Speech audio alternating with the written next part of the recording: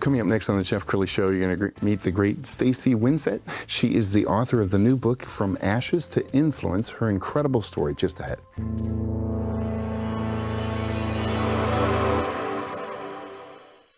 Many are predicting that the worst is yet to come, which is unfortunate, said one person here. Until now, they've enjoyed the reputation of being the nation's icebox. Watched a burglar in his home this morning by webcam. As a journalist of over 25 years, stories are what make my world turn. Reporting live from the Dallas newsroom tonight, Jeff Crilley, Fox 4 News. But in 2008, I took the jump from my familiar life and started a PR firm from my home. We're talking about anyone with a camcorder like the one I'm using becomes a television network. We started slowly growing the company, and we now have over 100 clients, and we've branched into the world of live digital broadcasting. I now own 8 different TV studios and have a huge team, and the stories that I now get to share are sometimes the most important of my life. Life has a funny way of coming around full circle. This is the Jeff Crilley Show. Well, I think you'll agree with me. It's tougher to be a leader now than it was in any time in our history. I remember growing up in the 60s, 70s, 80s, and the boss had a management style that went something like this. It's my way or the highway. Well, that doesn't play very well in today's workplace, where sometimes 4 and even 5 generations are working together. Somebody who knows that very well is my next guest. Stacy Winsett is in the studio. She is the author of From Ashes to Influence. Thanks for coming on the show, Stacy. Thank you so much. Yeah. All right. Well, let's. I know this is a deeply personal journey for you. So why don't you talk about your childhood? Sure. So adversity for me started out very, very soon. I was 6 weeks premature, very, very sick as a child, and requiring me to sit up for my first year of life. I couldn't sleep laying down for various reasons. I had tumors on my body. And so you can just imagine my mother has one in diapers, and then she's got this new premature sick child. Lots of stress in my household from the very beginning. And by age 2, my parents divorced with obviously all the stress. They divorced and my dad left. So that was abandonment number 1. And at age 3, my mom decided she couldn't afford to take care of both my brother and I, so I was sent to live with relatives. And so that was abandonment number 2. And at age 4, she decided it was okay to come home. She had found a new husband, this new stepdad, and to come to find out, he was associated with the mob. That mob. Wow. And so lots of violence in my household at that time. And during that period of time, he said, if you ever leave me, I'll burn your home down. Wow. And at age 5, he was a man of his word. So our home burned to the ground, and it was determined to be arson. So that was age 5. So you learn really quickly. That adversity I'd been under stress my entire life up to that point, but that was really eye-opening, and you start to realize, okay, this is what life looks like. You assume that homes are permanent, and and walls equal protection, and that just wasn't the case. And throughout my childhood, there was lots of other violence and abuse within the home. And at age 15, after some violence from my own relative within the home, my mother threw me out of the house. She took their side. Instead of protecting me, she threw all of my belongings out in the middle of the highway. So here I am. There I'm standing out in the middle of the highway with a cheap plastic trash bag with all of my belongings flowing and cars just passing by. And so at that point, I found myself on my own at age 15. Wow. So that was the childhood. I can't even, this needs to become a movie. No, it's just the childhood. All right, much more from Stacy in a minute. I found your speaker reel. Let's go ahead and roll that.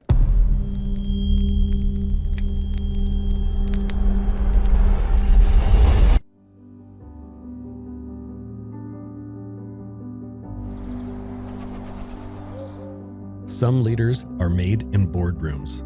Stacy Winsett was forged in fire. For over 2 decades, she's led human capital strategy across 7 global organizations, from American Airlines to the transit systems that move American cities. Chief People Officer, certified at the highest levels. I have a tendency to gravitate to companies that need the most HR help. And so I love being able to come in and truly make a difference. I love to be able to bring about positive change. Her philosophy is simple, and it changes everything.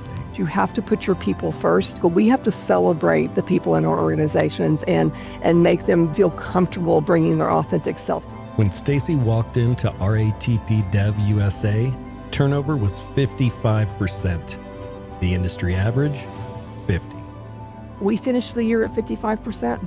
We were at 55, then we reached, I think, 50, and then we reached 43.7 last year. Reduced arbitrations by 90%, EEO cases by 50%, litigation by 65%, and legal costs by 75% over 3 years. Trusted by the biggest names in American industry. In her debut book, From Ashes to Influence, Stacy reveals what decades of corporate leadership never could alone. That true influence isn't built from achievement. It's forged through fire, faith, and the courage to lead differently. Keynotes, leadership retreats, executive forums. Stacy Winsett speaks to the leaders who carry the weight and shows them how to lead without losing themselves. The question Stacy asks leaders is, do you have the courage to take the journey from survival to influence? Stacy Winsett, From Ashes to Influence.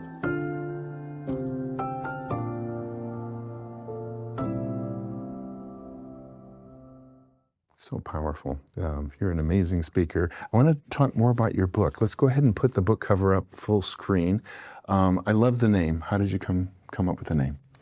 So obviously, the story before, the ashes, came from the house fire, but it's also literal and symbolic, right? Because there's been plenty of ashes throughout all the adversity in my life, and it's really turning those, showing people that you can move out of all that adversity and move towards something positive, especially in leadership, because it shapes how you lead, and you don't realize that sometimes until much later.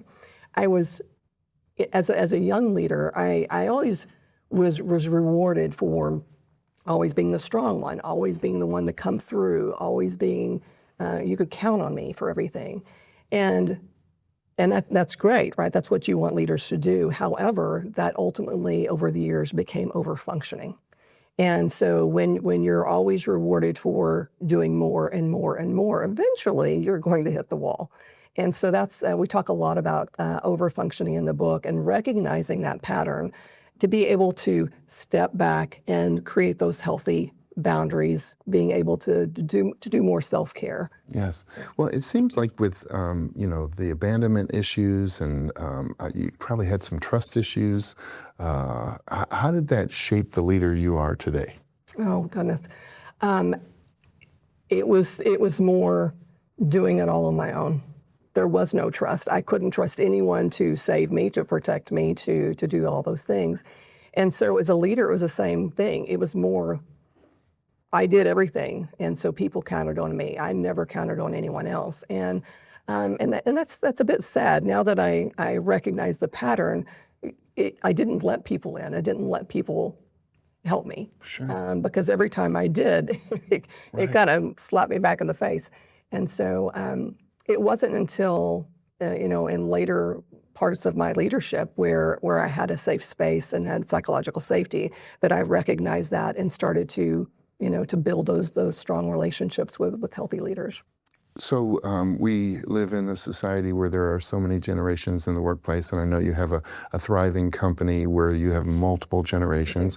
How do you get all of them to work together? Because I know the boomers have an attitude about Gen Z, and the Gen Zs might have an attitude about boomers. What's the secret to collaborating on a project? Communication, right? I know that's cliche, but it is. It's all about communication. And I think it's bringing those groups together and helping them understand each other's value, right? Your baby boomers need to understand technology, and the younger ones coming up are fantastic at that. And so, and the younger groups really need to understand that knowledge that the baby boomers bring. And I will tell you, we have these micro families throughout all of our locations, and they're great. They get along well. We bring them in, do focus groups, and help them. Just again, it's back to true communication. Yes, and I know your faith plays a big role in your life. Will you talk about that? Gladly. So when you read the book, you'll probably ask the question, how in the world did she get through all of that? And still standing, still smiling. And truly, it was by the grace of God. When you look back and you think of all of those things that you went through, there's only one reason. All right, God was there for me.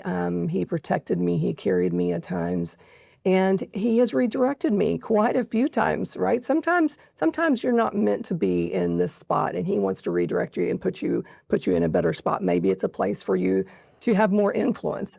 It's no longer healthy where you are, and He has performed so many miracles in my lifetime as well. A couple of them I talk about in the book. One was just recently, so I'm quite passionate about it. Please share. Okay, well, there was a childhood friend of mine, and when I was growing up, I experienced food insecurity. I was extremely poor, and she found out about it, that I wasn't eating every day, and so she says, "Hey, let's give you a ride home from basketball practice one day." And so I was like, "That's great, thank you very much." Otherwise, I would have had to walk, and I think I was a freshman in high school at the time. And I get into their vehicle, and the entire back seat is filled with groceries for my family. Wow. And that one act of kindness stayed with me and made such a difference. And so let's fast forward 40 years. Sure. 40 years. This person came back into my life a few years ago, and she had her second bout with cancer, severe, 2 different types of breast cancer. And I know she won't mind me sharing about it, because I actually share about it in the book. And I won't go through the whole thing here, but I will tell you that she asked that through the surgery, that if she's going to go through all of this, she just wants to hear God's voice. And so when she was coming out of surgery and we're in the recovery room and we're talking with her, it came over me to lay my hands on her forehead. I'd not seen her for 40 years, but I knew I needed to place my hand on her forehead. And at that very moment, she heard the voice of God.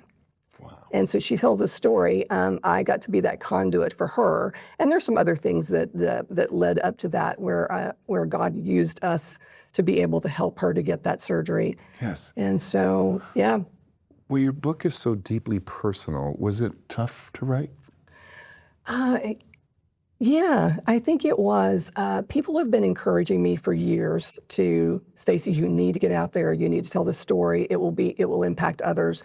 You've got to get out there and do it." And so I started this last July. I think I wrote the first 6,000 words in July, and my career kept me too busy to do anything else until December. And then after this miracle happened in December, I was like, "Okay, God, I think it's time to finish this book."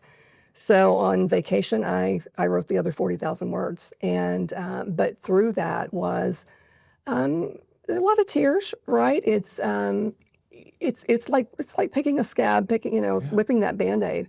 But I can tell you that going through those stories over and over and going through those lessons learned has really helped heal me, and I hope will heal others, and they can see that, all right, you can overcome anything. Right? If you have faith, you can overcome anything, and that's really the story from Ashes to Influence, is to help others to understand they don't have to stop there, right? They don't have to be defined by that adversity. In fact, they could be refined from it, and that's really what I want people to be left with is understanding that pain doesn't have to hold you down and keep you, from being the best you can be. Yes. We're going to pull up your website because you do a lot of keynote speaking. What kinds of audiences do you like to speak to? So obviously leadership is probably the main one. Leadership, faith-based groups are good. I'm thinking about doing some work with foster children, like battered women's groups. Yes. I'm feeling led to do a lot there. But the book is more geared around that leadership and how to move into that healthy stewardship. So often leaders that have been through adversity are still living in survival mode, and that stress ultimately is going to impact the people that they lead. So we have to be stewards. Oh, are people surprised when they read your book? Because your persona is very strong, Right. independent, but the book is so tender and vulnerable. Yes. Are they surprised when they read it? I think so. I think that they're surprised, but I think they are. What's the word I'm looking for? I think they're excited to see that there's hope, right? I hope that that's what I leave them with in the book. I will always be, as my husband says, she's stronger than 3 acres of garlic. He tells people in the book that if we were on Survivor Island, that I would win and he would be gone by lunchtime. So, and I think that's just the adversity. But if I didn't go ahead and go deep, so many books don't talk about Yes. realness, and in this book we go there. We go there in many ways. People are going to learn more than they ever thought they'd want to know about me, but I think that that's really what's going to help them heal. So I'm glad I wrote it. All right, what's next for Stacy? Where do you see Oh my this goodness. going? So obviously I have a wonderful career. I have a wonderful company that I work for in the transit space, RATP Dev USA. But I have a love for labor. I ultimately want to get out and speak more to the people that need to hear it. I want to help leaders to be able to do things differently. And luckily I have the platform to be able to do that. So I want to get out there and talk more to others. I love it. Stacy, we have about 2 minutes left, so I want you to look into the camera on the left and maybe talk to that leader who's struggling. Maybe they have imposter syndrome or they really haven't found their voice. Oh, so absolutely. So finding my voice was absolutely critical. There were times in my career that I lost my voice, quite frankly. There was a time I talk about in the book that it was 7 years that I really lost my voice. There was another time where I let a bully executive take my voice from me. And I think, again, we have to talk about those things. So I would urge leaders to, if you find yourself in that space where it's not healthy for you, I hope that you'll find the courage to move on. It's okay to move on, right? Sometimes, as I shared, God is redirecting us into something better. And we're not meant to stay in a space where it's unhealthy for us. And so I just hope that you'll choose yourself, choose self-care, and move to where God wants you to be planted. All right, Stanley, thank you so much for sharing your Thank you. story with us. We're going to end with her website so you can book her for all your speaking needs. Stacy Winsett, thanks for coming on the show. Thanks for having me. You bet. That's it for now. We'll see you next time.